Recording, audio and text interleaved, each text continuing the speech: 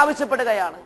എത്രമാത്രം പ്രാർത്ഥിച്ചാലും അനുഭവം കിട്ടാത്തവരുണ്ടെങ്കിൽ കഴിഞ്ഞ കാലങ്ങളിൽ പാപകരമായ മാർഗങ്ങളിലേക്ക് ഏതെങ്കിലും ആത്മാവ് നിങ്ങളിൽ നിന്ന് വീണിട്ടുണ്ടോ എന്ന് പരിശോധന നടത്തേണ്ടതുണ്ട്. പ്രിയപ്പെട്ട ദൈവമക്കളെ, ഞാനൊന്ന് ചോദിക്കട്ടെ. നിങ്ങൾ കുടുംബത്തിലൊരു ഉത്തരവാദിത്തപ്പെട്ട കുടുംബനാഥൻ എന്നിരിക്കട്ടെ, കുടുംബനാഥ എന്നിരിക്കട്ടെ. നിങ്ങൾ കുടുംബത്തിൽ മദ്യപിക്കുകയും നിങ്ങൾ കുടുംബത്തിൽ തെറി പറയുകയും നിങ്ങൾ കുടുംബത്തിൽ പ്രാർത്ഥന ഉപേക്ഷിക്കുകയും നിങ്ങൾ കുടുംബത്തിൽ മ്ലേച്ഛതയിൽ തെറ്റ് കാണാതിരിക്കുകയും ചെയ്യുന്ന സാഹചര്യമാണെങ്കിൽ ആ കുടുംബത്തിൽ വളർന്നു വരുന്ന കുഞ്ഞുമക്കൾ നിങ്ങളുടെ മാതൃക കണ്ട് പാപത്തിലും തിന്മയിലും മ്ലേച്ഛതയിലും അസഭ്യഭാഷണത്തിലും ദൈവാരാധന ഇല്ലാത്ത ജീവിതത്തിലും പലതരത്തിലുള്ള നുണയിലും കള്ളത്തിലും പരിശീലനം നേടുന്നെങ്കിൽ ഒരു ദുർമാതൃകയല്ലേ നിങ്ങളുടെ കുടുംബത്തിൽ നിങ്ങൾ ചെയ്തുകൊണ്ടിരിക്കുന്നത്? Hallelujah, hallelujah. യേശുവേ സ്തോത്രം, യേശുവേ നന്ദി. പ്രിയപ്പെട്ട സഹോദരങ്ങളെ, ഒരു കുടുംബനാഥൻ എന്ന നിലയിൽ, ഒരു കുടുംബനാഥൻ എന്ന നിലയിൽ, ഒരു നേതാവ് എന്ന നിലയിൽ, ഉത്തരവാദിത്തപ്പെട്ട ഒരു വ്യക്തി എന്ന നിലയിൽ എന്റെയും നിങ്ങളുടെയും വാക്കുകൾ, എന്റെയും നിങ്ങളുടെയും പ്രവർത്തനങ്ങൾ, എന്റെയും നിങ്ങളുടെയും പ്രബോധനങ്ങൾ, എന്റെയും നിങ്ങളുടെയും ഓരോ തരത്തിലുള്ള ഉപദേശങ്ങൾ വേറൊരു ആത്മാവ് ദൈവത്തിൽ നിന്നും വിശുദ്ധിയിൽ നിന്നും സ്വർഗീയ മാർഗത്തിൽ നിന്നും പാപകരമായ മാർഗത്തിലേക്ക് അധപതിക്കാൻ കാരണമാകുന്നതാണോ എന്ന് നന്നായി പരിശോധിക്കുകയും വിശകലനം ചെയ്യുകയും ചെയ്യേണ്ടതുണ്ട്. മത്തായിയുടെ സുവിശേഷത്തിൽ 5-ാം അധ്യായം 19-ാം വാക്യം വചനം പഠിപ്പിക്കുന്നു, ഈ പ്രമാണങ്ങളിൽ ഏറ്റവും നിസ്സാരമായ ഒന്ന് ലംഘിക്കാൻ മറ്റുള്ളവരെ പഠിപ്പിക്കുകയോ ചെയ്യുന്നവൻ സ്വർഗരാജ്യത്തിൽ ചെറിയവനെന്ന് വിളിക്കപ്പെടും. ഈ പ്രമാണങ്ങളിൽ ഏറ്റവും നിസ്സാരമായ ഒന്ന് ലംഘിക്കാൻ മറ്റുള്ളവരെ പഠിപ്പിക്കുകയോ ചെയ്യുന്നവൻ സ്വർഗരാജ്യത്തിൽ ചെറിയവൻ എന്ന് വിളിക്കപ്പെടും. ദൈവത്തിന്റെ വചനം, ജീവിക്കുന്ന ദൈവത്തിന്റെ വചനം ദൈവമക്കളെ ഉത്ബോധിപ്പിക്കുകയാണ്.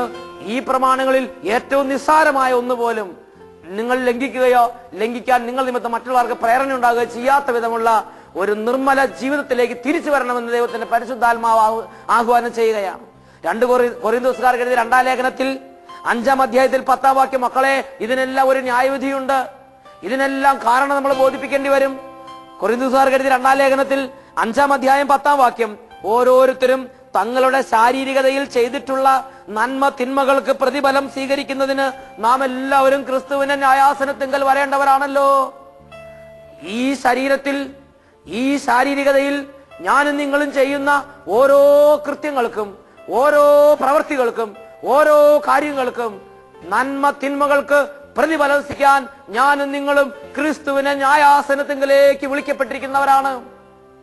ആ ന്യായാസനത്തിങ്കൽ നിൽക്കുമ്പോ നിങ്ങൾ എന്ത് വിതച്ചോ വിതച്ചത് തന്നെ കൊയ്യും. ഗലാത്യ ലേഖനം 6-ാം അധ്യായം 7-ാം വാക്യം, നിങ്ങൾക്ക് വ്യാമോഹം വേണ്ട, ദൈവത്തെ കബളിപ്പിക്കാനാവുകയില്ല, നിങ്ങൾ വിതച്ചത് തന്നെ കൊയ്യും. നിങ്ങൾ വിതച്ചത് തന്നെ കൊയ്യും. കാറ്റ് വിതച്ച് കൊടുങ്കാറ്റ് കൊയ്യുന്ന വലിയ ശാപത്തിന്റെ ജീവിതം നിങ്ങൾ ഇനിയും തുടരരുതേ എന്ന് യേശുക്രിസ്തുവിന്റെ നാമത്തിൽ നിങ്ങളോട് ഞാൻ താണു വീണ് അഭ്യർത്ഥിക്കുകയാണ്. പ്രിയപ്പെട്ട ദൈവമക്കളെ, കാറ്റ് വിതച്ച് കൊടുങ്കാറ്റ് കൊയ്യരുത്. ദുഷ്കർമ്മം വിതച്ച്, പാപം വിതച്ച്, അശുദ്ധി വിതച്ച്, പാപഹേതുവായി പാപം വിതയ്ക്കുന്ന ഒരു വ്യക്തിയായി ഭൂമി നീ മാറരുത്. അതുകൊണ്ട് അപ്പോസ്തലനായ പൗലോസ്ലീഹ റോമാ ലേഖനത്തിൽ 14-ാം അധ്യായം 13-ാം വാക്യത്തിൽ ദൈവമക്കളെ ഉത്ബോധിപ്പിക്കുകയാണ്. റോമാ ലേഖനം 14-ാം അധ്യായം 13-ാം വാക്യം വചനം പഠിപ്പിക്കുന്ന പ്രകാരമാണ്, സഹോദരന് ഒരിക്കലും ഇടർച്ചയോ മാർഗതടസ്സമോ സൃഷ്ടിക്കുകയില്ല എന്ന് നിങ്ങൾ പ്രതിജ്ഞയെടുക്കുവിൻ. ഈ നിമിഷങ്ങളിൽ നമുക്ക് പ്രാർത്ഥിക്കാം. കർത്താവേ, അവിടുത്തെ പരിശുദ്ധാത്മാവിനെ അയച്ച് പാപഹേതുവാകുന്നതിൽ നിന്ന് ഞങ്ങളെ വ്യത്യാസപ്പെടുത്തണമേ. ദൈവത്തിന്റെ മാർഗത്തിലൂടെ നടക്കാൻ തക്ക വിധം ഞങ്ങൾക്ക് പരിശുദ്ധാത്മാവിന്റെ പ്രകാശം തരണമേ. ഞങ്ങളിലൂടെ മറ്റുള്ളവരിലേക്ക് പാപം വ്യാപിക്കാതിരിക്കാൻ തക്ക വിധം ഞങ്ങളെ നിർമ്മലരാക്കി മാറ്റണമേ. കഴിഞ്ഞ കാലങ്ങളിൽ ആർക്കെങ്കിലും ഇടർച്ചയ്ക്കോ പാപത്തിനോ കാരണമായിട്ടുണ്ടെങ്കിൽ ഈ നിമിഷങ്ങളിൽ ഞങ്ങളുടെ മേൽ കരുണ തോന്നി ഞങ്ങളെ കഴുകണമേ എന്ന് പ്രാർത്ഥിക്കുന്നു. കർത്താവേ, മക്കളെ അനുഗ്രഹിക്കണമേ. ഓരോരുത്തർക്കും വേണ്ടി പ്രാർത്ഥിക്കുന്നു. Hallelujah, hallelujah, hallelujah. യേശുവേ സ്തോത്രം, യേശുവേ നന്ദി. Praise the Lord. സഹിയോൻ ധ്യാന കേന്ദ്രത്തിലേക്കുള്ള പാലക്കാട് കോഴിക്കോട് റൂട്ടിൽ മണ്ണാർക്കാട് ബസ് സ്റ്റാൻഡിൽ നിന്നും ആനകട്ടി ബസ്സിൽ കയറി 1 മണിക്കൂർ ദൂരം സൈലന്റ് വാലി ചുരത്തിലൂടെ യാത്ര ചെയ്യുമ്പോൾ താവളം സഹിയോൻ ധ്യാനകേന്ദ്ര സ്റ്റോപ്പിൽ നിങ്ങൾക്ക് ഇറങ്ങാവുന്നതാണ്.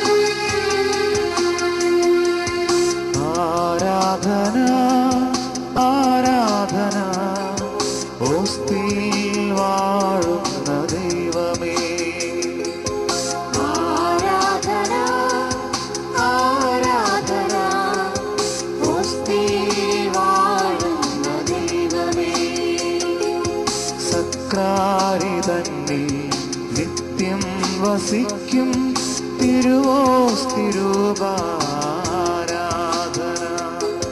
സക്രാരിതന്നിൽ നിത്യം വസിക്കും തിരുവോസ്തിരൂപാരാധന. ആരാധന ആരാധന ഓസ്തിയിൽ വാഴുന്ന ദൈവമേ. ജീവനും സൗഖ്യവും പ്രദാനം ചെയ്യുന്ന യേശുനാഥൻ ദിവ്യകാരുണ്യ രൂപനായി നമ്മുടെ മധ്യത്തിലേക്ക് കടന്നു വന്നിരിക്കുകയാണ്.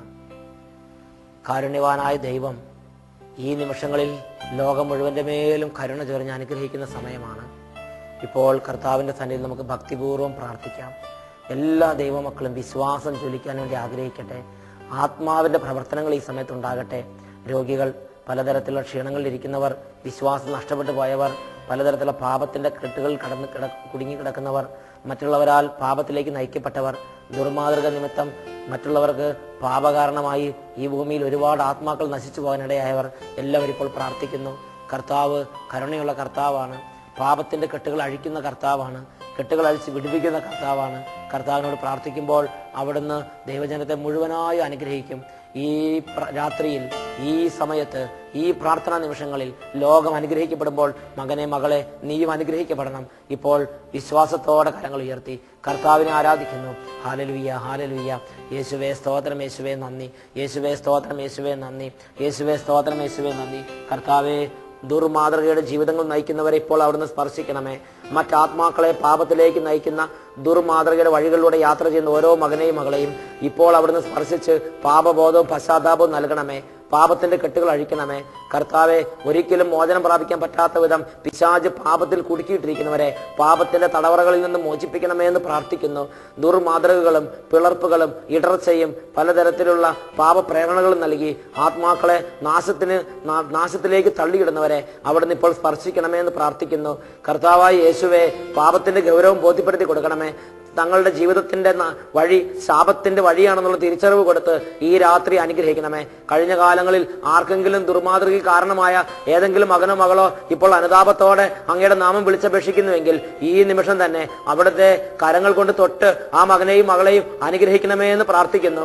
കർത്താവെ, വിശുദ്ധിയുടെ പാതയിലേക്ക് ഒരിക്കൽ കൂടെ കൂട്ടിക്കൊണ്ടുവരണമേ. ഉയർച്ചയുടെ പാതയിലേക്ക്, ആത്മീയ അഭിഷേകത്തിന്റെ പാതയിലേക്ക് ഒരിക്കൽ കൂടെ കൈപിടിച്ച് ഉയർത്തണമേ. യേശുവേ സ്തോത്രം, സ്തോത്രം.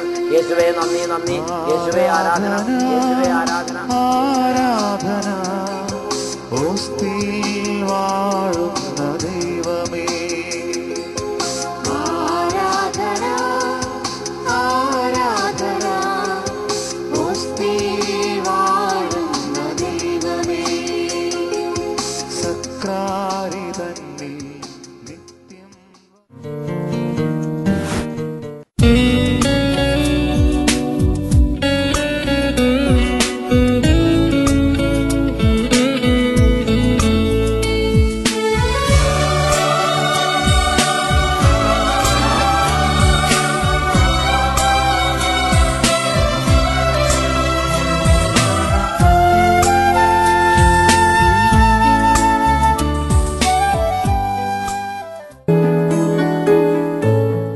ഏകദിന കൺവെൻഷൻ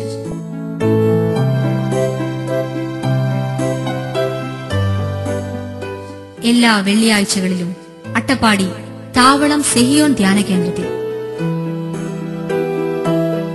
നിന്നോട് ഞാൻ കൽപ്പിക്കുന്നു, അവളെ വിട്ട് പുറത്തു പോകുക. വചനപ്രഘോഷണം, ദിവ്യബലി,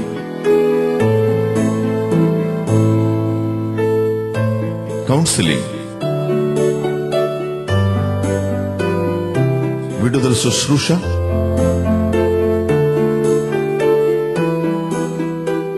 രോഗശാന്തി ആരാധന.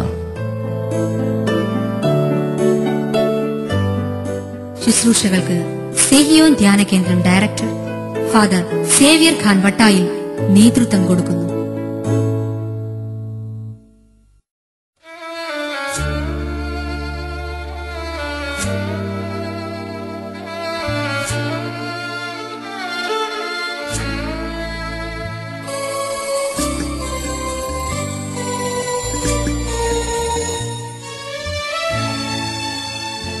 ഞങ്ങളുടെ അഡ്രസ് ഡയറക്ടർ സെഹിയോൻ ധ്യാന കേന്ദ്രം, താവളം PO, അട്ടപ്പാടി, പാലക്കാട് ജില്ല, കേരള. പിൻ 678-589. Phone 04924253333 and 253647. ഞങ്ങളുടെ email ID sehion@gmail.com. Website www.sehion.org.